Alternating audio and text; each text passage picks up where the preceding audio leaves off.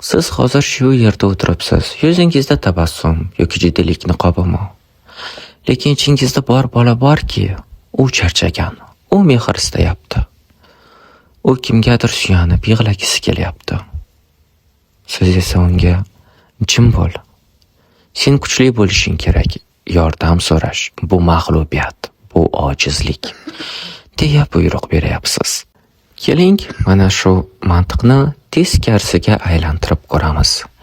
Agar sizning ichingizda og'riq bo'lsa va siz uni yashirayotgan bo'lsangiz, demak siz o'zingizga nisbatan eng katta zolimsiz.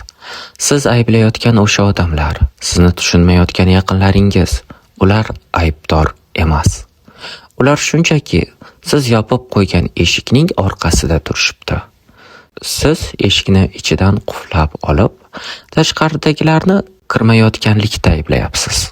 Bu bizning mantiqqa to'g'ri keladimi?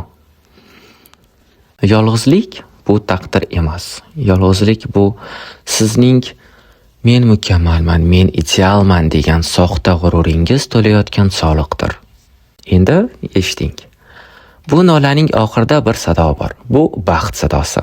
Baxt qachon boshlanadi? Qachonki siz birinchi marta menga qiyin, menga mehr kerak, menga yordam bering deb ayta olganingizda, shu lahzada ichingizdagi sizni bo'g'ib turgan o'sha zanjirlar uziladi.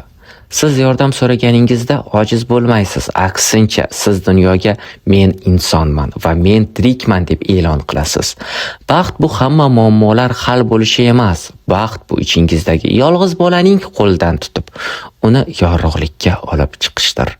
Bugun nola qilishdan to'xtang va sado bering. Sizning ovozingiz kimgadir najot bo'lishi mumkin. Chunki sizning og'rig'ingiz faqat sizniki emas.